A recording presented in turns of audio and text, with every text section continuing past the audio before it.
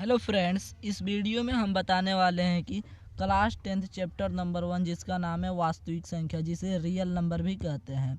तो आइए जान लेते हैं कि वास्तविक संख्या क्या है।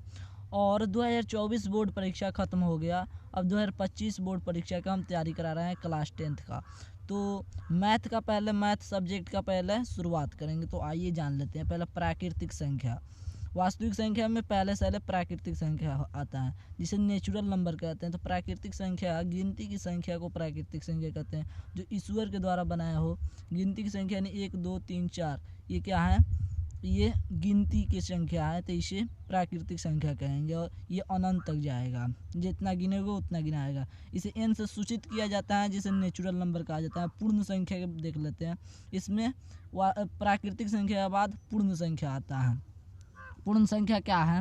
प्राकृतिक संख्या एवं जीरो को मिलाकर पूर्ण संख्या बनती है। यानी कि प्राकृतिक 1 2 3 4 5 ये सब प्राकृतिक संख्या है, जिसे जीरो मिला दोगे तो ये पूर्ण संख्या बन जाएगी या अनंत तक जाएगी। इसे W से सूचित किया जाता है, जिसे होल नंबर कहते हैं। अब पूर्णांक संख्या आती है। पूर्णांक संख्या क्या है? पूर्ण संख्या एवं प्राकृतिक संख्या का ऋणात्मक को पूर्णांक कहते हैं। यानी पूर्ण संख्या क्या है? 0 एवं 1 2 3 4 ये अनंत तक जाएगा, ये पूर्ण संख्या है।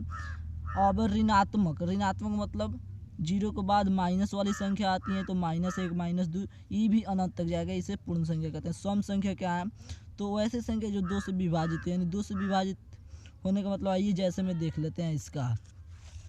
जैसे में यहाँ पे है 2, तो 2 से विभाजित हो जाएगा 4 से 4 में 2 से भाग लग जाएगा, तो ये 2 से विभाजित हो जाएगा। तो ये सब अनंत तक जाएगा। ये सम संख्या है। विषम संख्या उसका विपरीत है, यानी उल्टा है। तो विषम संख्या में क्या होगा? 2 से भाग नहीं लगेगा।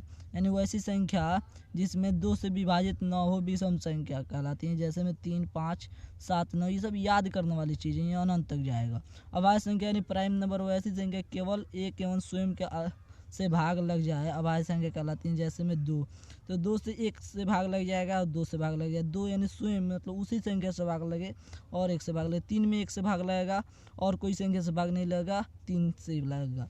यानी 2 बार इसमें भाग लग गया, तो ये अभाज्य संख्या कहलाएगी। भाज्य संख्या क्या है? जिस संख्या में एक और स्वयं के अलावा कोई अन्य संख्या से भाग न लगे। जैसे में 4 को क्या कर सकते हैं? 4 को 1 से भी भाग लग सकता है, 2 से भी भाग लग सकता है और 4 से भी भाग लग सकते हैं। तो इसमें 3 बार लग गया और इसमें 2 बार ही लगेगा, तो ये भाज्य संख्या कहलाएगी। 3 के अलावा जितने भी संख्या से भाग लगेगा ना, ज़्यादा संख्या से भाग लगेगा, ये भाज्य संख्या कहलाएगी। और अभाज्य संख्या को 2 बार में ही काटा जा सकता है, क्योंकि 1 से काटा जा सकता है और किससे? तो जो संख्या रहेगी जिसको काटना है उस संख्या से काटा सकता है। नहीं माना कि 2, तो 2 से 1 से भी काटा जा सकता है और 2 से भी काटा जा सकता है।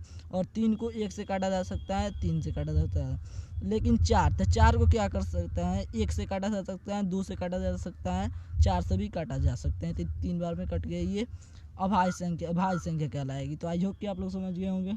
मिलेंगे अगले वीडियो में, तब तक के लिए धन्यवाद।